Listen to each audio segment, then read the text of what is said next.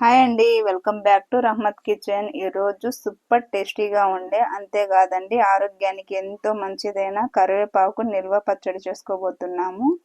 ఈ వీడియోలోకి వెళ్ళే ముందుగా నా ఛానల్ని గట్టిగా లైక్ చేయండి, సబ్స్క్రైబ్ చేయండి, మీ ఫ్రెండ్స్ అండ్ ఫ్యామిలీ మెంబర్స్కి షేర్ చేయడం అస్సలు మర్చిపోవద్దు.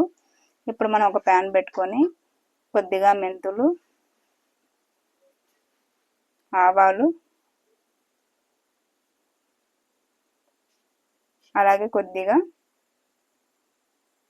ధనియాలు కూడా వేసుకోవాలి, కొంచెం జీలకర్ర.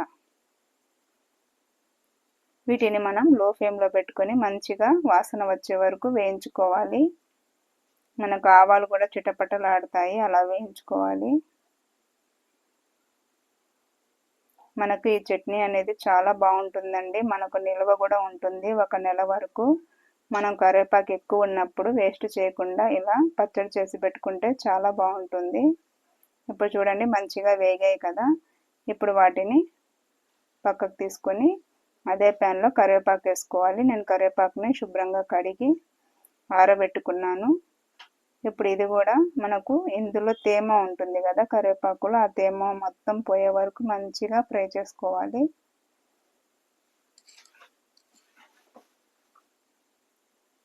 చూడండి మనకు ఈ కరివేపాకు కూడా మంచిగా ఫ్రై చేసుకోవాలి. ఇప్పుడు మనం ఏవైతే మిక్సీ స్పైసెస్ అనేది మనం వేయించుకున్నాం కదా, అది మిక్సీలో వేసి మనం పొడి చేసుకోవాలి.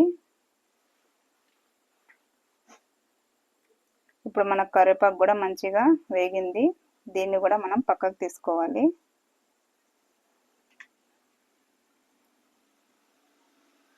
ఇప్పుడు మనము ఒక నిమ్మకాయ ఉంటుంది కదా పెద్దది, అంతా చింతపండు తీసుకొని అందులో వాటర్ వేసి మనం ఈ వాటర్ని ఉడికించుకోవాలి, చింతపండుని. సో మనం కొద్దిగా నీరున్నప్పుడే మనం దాన్ని తీసేయాలి. ఇప్పుడు మనం పొడి చేసుకున్న స్పైసెస్లో ఈ కరివేపాకు కూడా వేసి మిక్సీ పట్టుకోవాలి. ఇప్పుడు ఉడికించుకున్న చింతపండు వాటర్తో సహా మొత్తం వేసేయాలి. రుచికి సరిపడా ఉప్పు, కొద్దిగా పసుపు, కారం. ఇది చట్నీ కాబట్టి ఉప్పు కారం కొంచెం ఉంటేనే మనకు బాగుంటుందండి. అది కూడా మనం మిక్సీ పట్టుకోవాలి. ఇప్పుడు ఒక ప్యాన్ పెట్టుకొని ఆయిల్ వేసుకోవాలి. ఆయిల్ అనేది దీనికి ఎక్కువే పడుతుందండి, సో నేను ఇంకా తక్కువే వేసాను. మీరు కావాలంటే ఇంకొంచెం ఆయిల్ వేసుకోవచ్చు, అప్పుడే మనకు చట్నీ అనేది బాగుంటుంది. కొద్దిగా ఆవాలు, తెల్లగడ్డలు ఉంటాయి కదా వెల్లుల్లిపాయలు వలుచుకున్నవి, అవి కూడా మనం ఇందులో వేసేసుకోవాలి.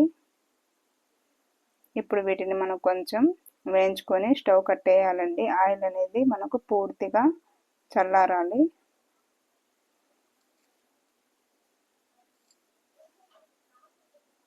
ఇప్పుడు చూడండి మనకు మంచిగా వేగిపోయింది. ఇప్పుడు మనం స్టవ్ కట్టేసుకోవాలి.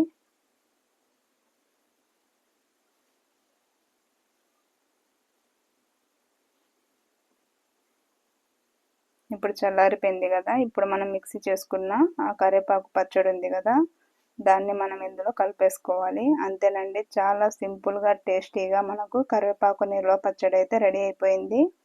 మీరు కూడా తప్పకుండా ట్రై చేయండి. మనకు వేడి వేడి అన్నంలో కొద్దిగా నెయ్యి ఇలా ఈ చట్నీ వేసుకొని తింటే సూపర్ టేస్టీగా ఉంటుంది.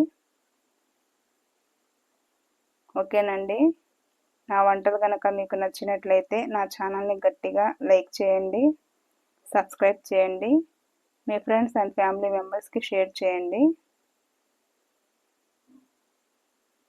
ఓకేనండి, బాయ్.